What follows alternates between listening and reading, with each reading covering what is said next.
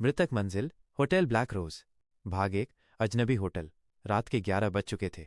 बारिश लगातार हो रही थी और हाईवे पर गाड़ियों की चिल्लाहट के बीच आदित्य की कार अचानक बंद हो गई। मोबाइल का नेटवर्क भी गायब था। चारों तरफ सिर्फ अंधेरा और बारिश की आवाज थी। काफी देर भटकने के बाद उसने सड़क किनारे एक पुराना सा होटल देखा, होटल ब्लैक रोज। लकड़ी का टूटा हुआ बोर्ड जिस पर बारिश की बूंदें टपक रही थीं। आदित्य ने अंदर जाने का फैसला किया। होटल बाहर से जर्जर दिख रहा था, लेकिन अंदर जाते ही अजीब सी शांति और ठंडापन महसूस हुआ।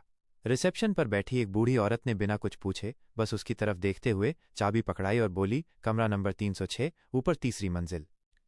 भाग 2। तीसरी मंजिल का सन्नाटा। सीढ़ियां चढ़ते समय उसे लगा कि हर कदम पर गूंजती हुई आवाज आ रही है।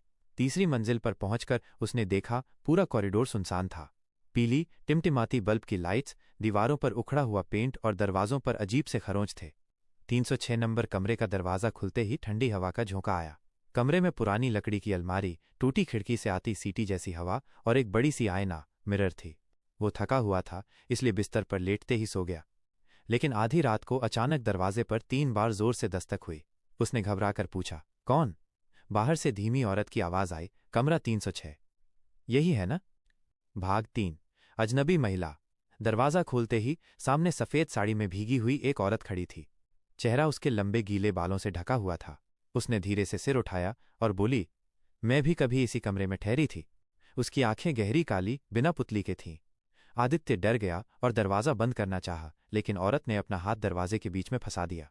तुम्हें भी आज रात यहीं रहना होगा, हमेशा के लिए। ये कहकर वो अचानक हवा में गायब हो गई। भाग 4। रहस्यमयी डायरी। सुबह जब आदित्य उठा तो सब कुछ सामान्य लग रहा था, लेकिन मेज पर एक पुरानी डायरी रखी हुई थी। डायरी खोलते ही लिखा था, मैं सिया होटल ब्लैक रोज की आखिरी मेहमान हूं। कमरे नंबर 306 में ठहरी थी। आधी रात को होटल का असली चेहरा सामने आया। ये जगह जिंदा लोगों की नहीं है, ये होटल सिर्फ उन आत्माओं के लिए है जो अधूरी मौत मरी हैं।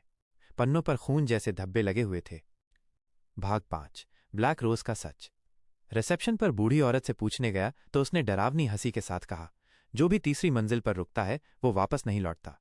फिर अचानक उसकी आंखें पूरी सफेद हो गईं और चेहरा जलने लगा। आदित्य समझ गया कि वो औरत इंसान नहीं बल्कि होटल की केयरटेकर आत्मा है। भाग 6। आत्माओं का कॉरिडोर। रात होते ही पूरा होटल बदल गया। दीवारें खून से टपकने लगीं। कॉरिडोर में दर्जनों आत्माएं घूम रही थीं। हर कमरे से चीखें, हंसी और खटखटाने की आवाजें आ रही थीं। आदित्य 306 से भागकर 308 में घुसा तो देखा वहां सफेद बालों वाला एक बूढ़ा आदमी छत से उल्टा लटक रहा था। उसकी गर्दन टूटी हुई, लेकिन आंखें जिंदा जैसी थीं। बूढ़ा आदमी गुर्राया, अब तुम भी हमारे साथ रहोगे हमेशा। भाग 7। आईने का रहस्य। आदित्य डर कर भागा और फिर से अपने कमरे में लौटा, लेकिन इस बार कमरे का आईना बदल चुका था। उसमें उसका प्रतिबिंब नहीं बल्कि वही भीगी औरत खड़ी थी। उसने आईने से हाथ बाहर निकालकर आदित्य की गर्दन पकड़ ली। अब तुम बाहर नहीं जाओगे, तुम होटल ब्लैक रोज के हिस्से बन चुके हो। भाग 8। आखिरी ट्विस्ट। आदित्य चीखता हुआ बेहोश हो गया। जब आंख खुली तो खुद को रिसेप्शन पर पाया। बूढ़ी औरत फिर वहीं बैठी थी, लेकिन इस बार उसने जो रजिस्टर खोला उसमें लिखा था माइनस कमरा 306, आदित्य मृत। आदित्य ने कांपते हुए देखा, माइनस उसकी तस्वीर पहले से उस रजिस्टर में लगी हुई थी। वो दहाड़ते हुए चीखा, नहीं, मैं अभी जिंदा हूं।